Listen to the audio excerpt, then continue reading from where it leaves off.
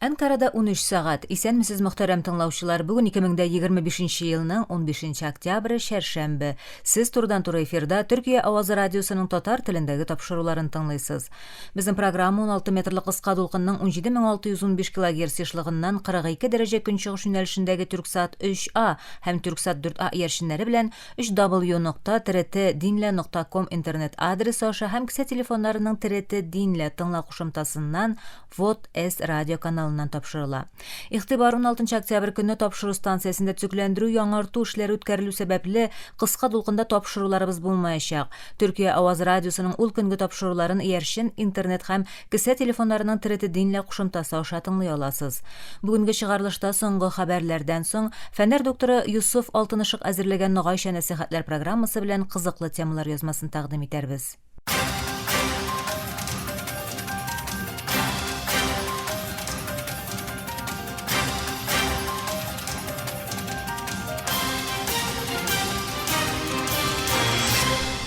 Соңгы хәбәрләр белән башлыйбыз. АКШ илбашы Дональд Трамп Хамас башка үлгән Израиль әсирләренең гәүдәләрен тапшырырга әзерләнгәндә утны туктату килешүенең киләсе этабына күчәр вакыт җитүен белдерде.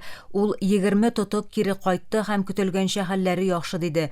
Хамас Израильгә тагын 4 гәүдә дә тапшырды. Шул ук вакытта Израиль шикләрне кабат ачачагын белдерде. Моннан алда төбәккә керүче ярдәмнәрне яртылаш киметәчәген җиткергән иде. Утны туктату килешүе кысаларында Газзага көндәлек ярдәм төягән 600 йөк машинасы керә ала. Төркия илбашы Рәҗәп Таyyip Эрдоğan АКШ җитәкчелегендә һәм Израильнең Газзада 2 ел барган сугышын төгәлләгән утны туктату килешүенә ирешелгәннән соң Көнбатыш илләренең Фәлестин дәүләтен тану карарларының гади генә адым түгел, ике дәүләтле шишлешкә илтүче процессның нигез ташлары булырга тиешлеген сөйләде. Эрдоğan 1967 елгы шикләр нигезендә башкаласы Көнчыгыш Кудус булган бәйсез Фәлестин дәүләтен төзү өчен тырышлыкларны арттырырга чакырды. Моның тынычлыкка илтүче бердән-бер чын юл булуын белдерде. Мисыр, Катар һәм АКШ илбашлары белән бергә Газзада утны туктату документын имзалаган Эрдоğan моны сулых өчен тарихи аңлашу буларак бәяләде. Испания хөкүмәте рәисе Педро Санчес Газзада тынычлык гаделлек хисабына урнаштырылмаска тиешлеген җиткерде.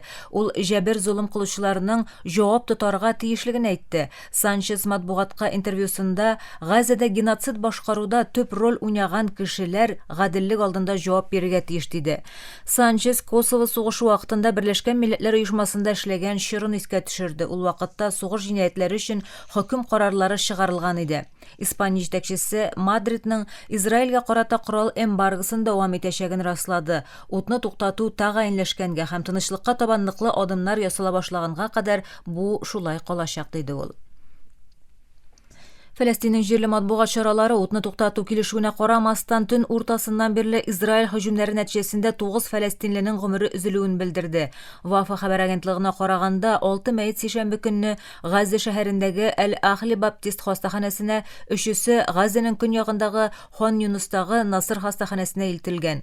Гомере өзелүчеләрнең 7-се сишәмбе көнге Израиль һөҗүмнәрендә, 2-се моннан алдагы утка тотулар вакытында алган яраларыннан үлгән.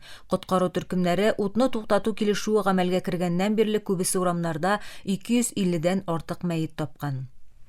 Италияның Израиль белән 2026 елгы Дөнья Кубогына сайлап алу матчы алдыннан кайбер Фәлестин яклы демонстрантлар белән полиция арасында бәрелешләр булды.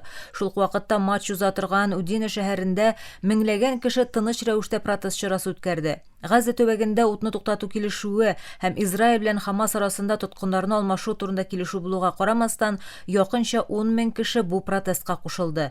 Полиция чараны су сиптереп һәм күз яшен чыгаручы газ белән таратырга тырышты. Вәкаләтләр төбәккә меңнән артык полиция хезмәткәре һәм армия персоналын җәлеп итте, шулай ук боралаклар һәм дроннар белән күзәтте. Демонстрантларны Италия белән Израиль җыелма командалары очраша торган Blue Energy стадионыннан берничә чакрым ераклыкта тоттылар. Итальяннар 3-0 исәбе белән җиңүгә иреште. Демонстрантлар 2022 елда Украина сугышы багышланганнан соң Русиягә карата кабул ителгән чаралар кебек ФИФАдан Израильне халыкара ярышлардан чыгаруны таләп итте.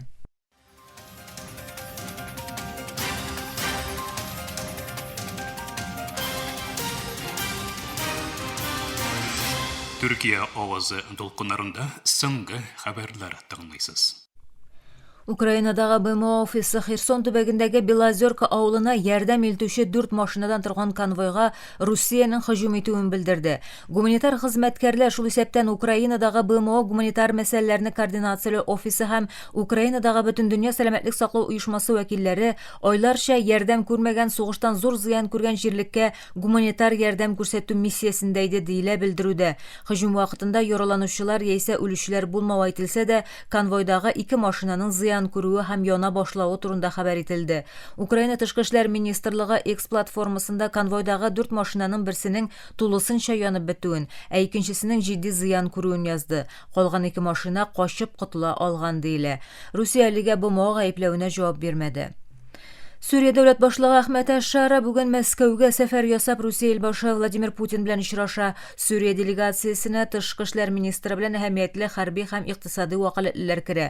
Сөйләшүләрдә икътисади хезмәттәшлек, Русиянең санкцияләре һәм Сүриядәге хәрби базалары, яңа Сүрия армиясын кабат коралландыру планнары каралачак. Бер тышкы эшләр министрлыгы вәкаләтлесе ике лидер арасындагы очрашуларда сәяси һәм икътисади темалар моннан тыш иминлек кагыйдәләре алгы планда булачагын җиткерде.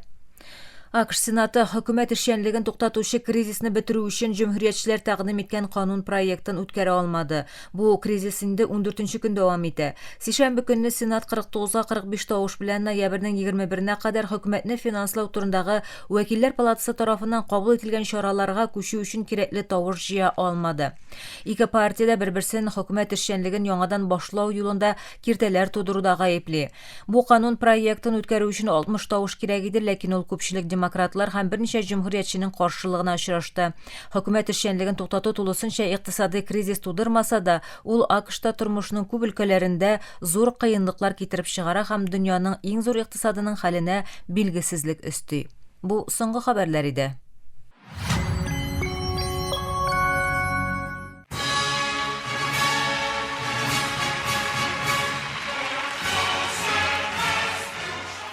Егерме ел элек футболны санамыйча Төркиядә барлыгы 278 мең лицензиялы спортчы бар иде.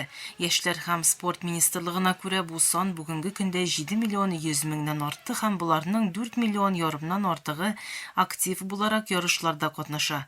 Спорт клубы саны да артты. 2002 елда якынча 6 мең иде, алар хәзер 25 мең. Бер вакыт футбол белән кызыксынучы һәм көрәш традициясе белән танылган Төркия бүген спорт хикәясен кабат язды һәм дөньяның иң тиз үсүче спорт илләреннән берсенә әйләнде. Бу тиз үсешнең артында нәрсә тора соң?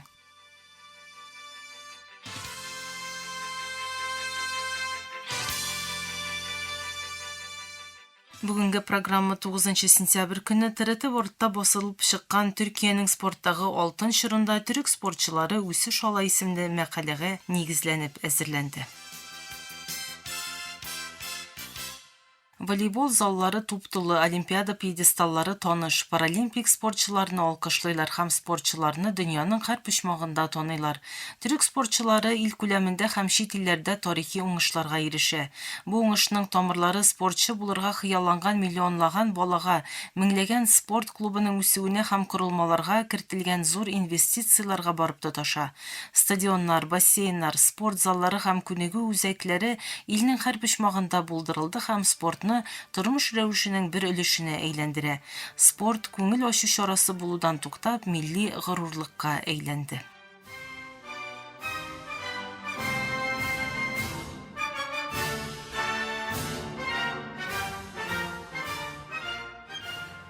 Кертелгән инвестициялар медальләр белән түләнде. 2002 елда төрек спортчылары халыкара ярышларда 1481 медаль яулады.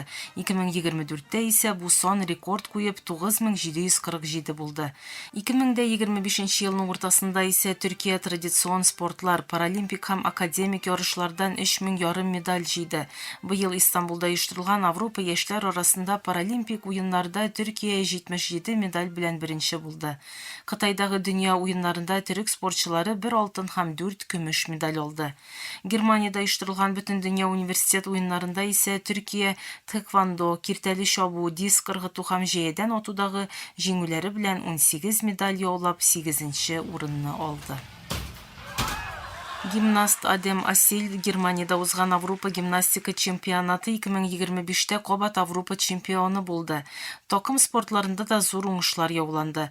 Хатын-кызлар волейбол токымы Таиландта оештырылган Халыкара волейбол федерациясы бүтүн дөнья чемпионаты 2025-те көмеш медаль алды. Иратлар баскетбол командасы исә Литвадагы Евробаскет 2025 финалына чыгып көмеш медаль яулады. Төркия илбашы Речеп Тайып Эрдоган Төркиянең үз социаль медиасында аларны горурланып мактады. Токио 2020-дә Төркия үз тарихында иң зур олимпиада уңышына ирешеп 13 медаль яулады. Алтын медальны җәядән отучы Мете Газоз, боксчы Бусенас Сүрмәнәле алды. Булар илнең җәядән атуда һәм бокста беренче олимпиада алтыннар һәм медальләре булды. Бу уңыш Париж олимпиадалары 2024-тә дә дәвам итте һәм Төркия 8 медаль яулады. Паралимпик спортчылар да тарихка керде. Токио һәм Парижда Төркия барлыгы 28 медаль белән яңа паралимпик рекорд куйды. Паралимпик өстәл теннисчысы Абдуллах Öztürk Токиода иратлар арасында икенче алтын медален алып танылды. Севда Алтынолук исә Парижда 3нче тапкыр голболда алтын медаль яулап Төркиянең инклюзив спорт өлкәсендә абруен ныгытты.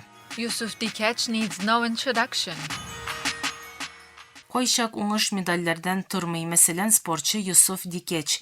52 яшьлек атучы Париж олимпиадалары 2024-тә партнеры белән бергә көмеш медаль алып интернетта танылды. Буталчык җайланмалар урынына колакларын ябып һәм күзлек киеп тыныч кына ату башкарды ул һәм тиз арада танылды. Дикечнең видеоязмалары TikTok, Instagram һәм X-та күренә башлады. Җан атарлары аңа Джон Вик һәм иң текә олимпиадачы дип атады. Аның даны спортны да узып китте һәм спортчыларның медальләр белән беррәттән хыял көченең ныклыгын күрсәтте. Ләкин Төркиянең спорттагы алтын чоры бер төндә генә булмады. Бу чор алдагы буыннарның мирасына барып тоташа. Көрәшче Яшар Доу 20-нче гасыр уртасында Олимпиада, дөнья һәм Авропа чемпионатларында алтын медальләр казанды. 80-нче һәм 90-нчы елларда исә штангычы Наим Сөләйман оглы күп кенә рекорд куеп барлык вакытларның иң танылган чемпионнарыннан берсенә әйләнде. 1992 елда дзюдочы Хулия Шәнюртның бронза медале Төркиядә хатын-кыз спортчы тарафыннан яуланган беренче олимпиада медален тарихка кертте. 21-нче гасырда исә тэквондочы Сәрвәт Тазегүл олимпиада алтынын алды һәм күп тапкыр дөнья чемпионы булды. Һәм Төркиянең беренче спорт тармагы булган футболның да легендар мизгелләре булды. Milli җыелма команданың FIFA Дөнья Кубогы 2002-дә 3нче урынны алуы бар дөньяны шаккатырды. Авропа чемпионаты 2008-дә исә Төркия ярым финалга чыкты. Бу җиңүләр миллионлаган яшьләргә илһам бирде һәм футболның милли горурлык белән спорт мәдәниятен шәкилләндерүдәге ролен ныгытты. Яшьләрнең үсеше бу уңышның этәргече. 2017 елдан бирле Төркиянең спорт сәләтен билгеләү программасы 9 миллионнан артык укучыга иреште һәм якынча ярты миллионында атлетик потенциал күрде. 2024-2025 елларда исә 1 миллионнан артык балага бәя бирелде. Бу спортчыларның күбесе инде атлет белемен бирү үзәкләренә йөри. Бу үзәкләр соңгы 20 елда 28-дән 61-гә җитте һәм хәзерге вакытта анда 4100-дән артык яшь спортчы бар. Төркиянең 25 шәһәрендә эшләп килүче олимпиадага хәзерлек үзәкләре дә 1300 тирәсе спортчыны олимпиадага әзерли.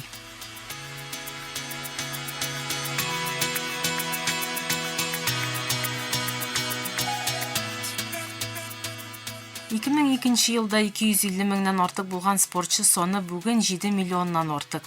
Алар меңләгән медаль алды. Чемпионнар үсә һәм илнең горурлыгына әйләнә. Төркия спортында алтын чор башланды. Моны бар дөнья күзәтә. Мөхтәрәм тыңлаучылар, бүгенге программа 9 сентябрь көне ТРТ World'та басылып чыккан Төркиянең спорттагы алтын чорында төрек спортчылары үсеш ала исемле мәкаләгә нигезләнеп әзерләнде.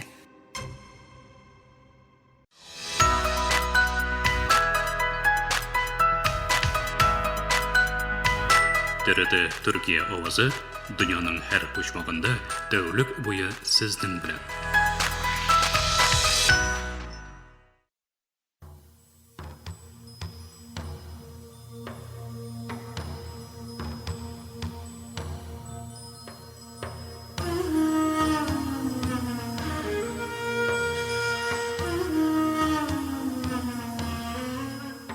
noğayça nasihatlar.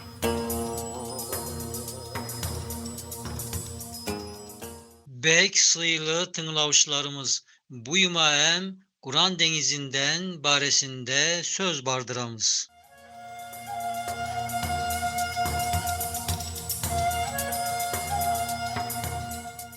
Hakikatlar Denizi kitabımız Kur'an'daki büyük ullu manelerden ekevini taga buyumada aytamız.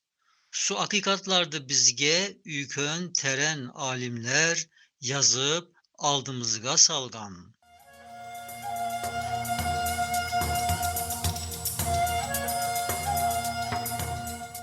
Mine birinci hakikat. Bil bek sıylı kardeşim. Sümbül berip terek bolgan, tal pıtakka karıskan, sonu meyvası şıkkan bir terekti körgön bolsan, kaysi terek bolganı aşık betten belli bolgan, so terek ben şekirdegi akında şekin bolmaz. Nege dese kaysi terek bolganı belli bolgan, gözler aldına şıkkan.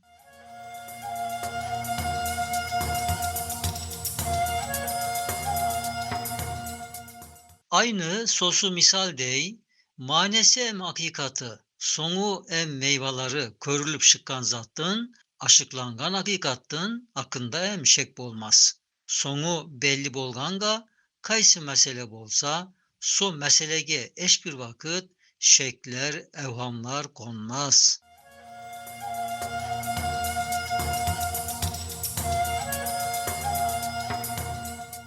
Tağı karışık çekirdekler birge toprakka atılsa, karangı toprak aslında ne bolganları bilinmez. Ösüp terek bolsalar, em meyveleri şıkkan bolsa, eş şeklerge tüsböy, berisinin kaysi meyve bolganı biline berip, tapmanemen tanınırlar.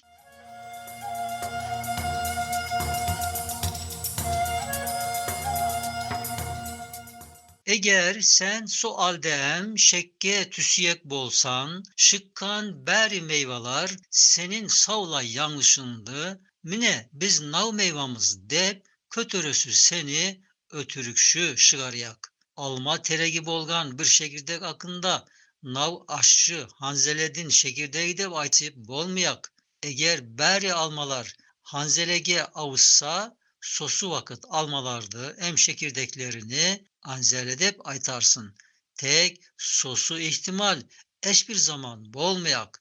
Aşçı terek anzele eş bir vakit almaga avusıp karıs biyak.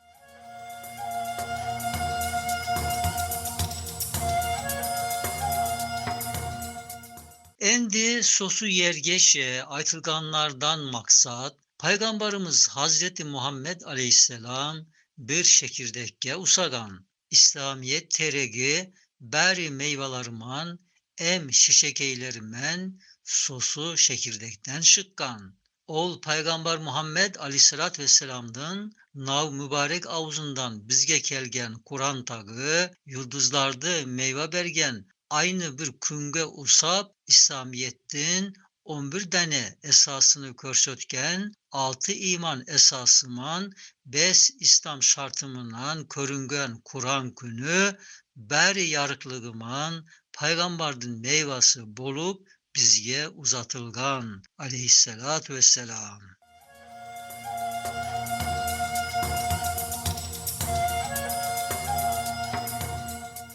Acaba nav er birevi dünya kadar bağlı meyvelardı körgen son, em soga inangan milyarlardı bilgen son, şekirdegi Muhammed Aleyhisselam hakkında azanakay bir şekke tüssön, eske sıyar mı?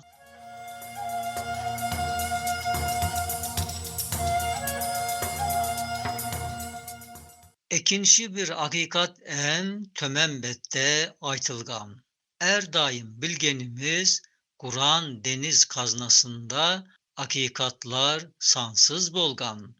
Sıylı kardeşim kayta bil, dualar Allah'tın birligi embarlığına, tağı ibadettin sırlarına, esik aşkan yol bolgan.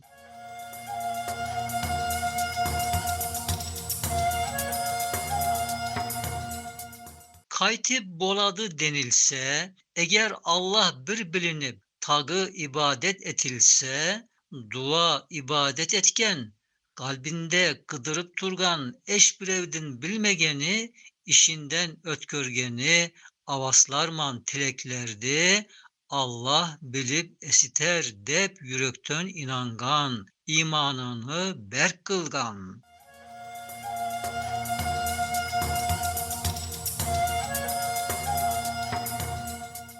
Zaten ince bir hakikat, Allah'a iman etken alal yüreklü insan, inanganı nispetben Kudayına yalvargan.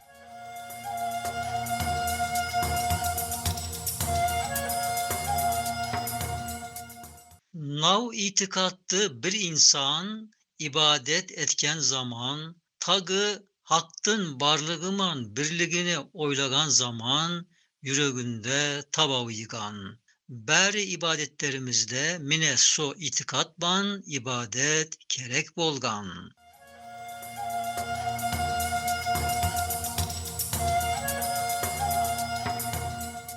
Savlay etilgen dualar, Kudaydın kuş kuvatına em erzatlı bilgenine biz kullardın imanını körsötüp aşkere kılgan. Nav itikatban bir insan Allah'tın er bir zattı, er bir yer em zamanda bilgeninin kasında em erzatka küşü yetip ne de tilegen bolsa beriyegine inangan.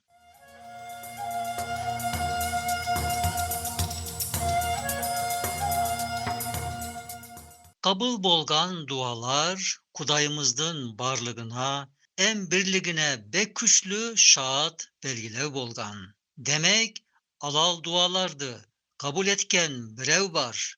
Sağlık bankanız.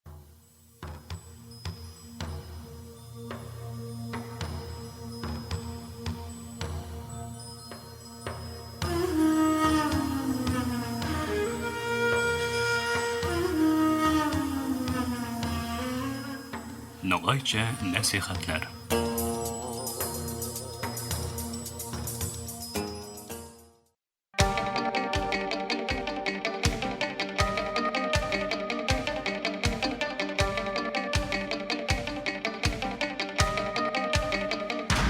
Türkiye Ovazı Radyosu her vakit takışı yanınızda.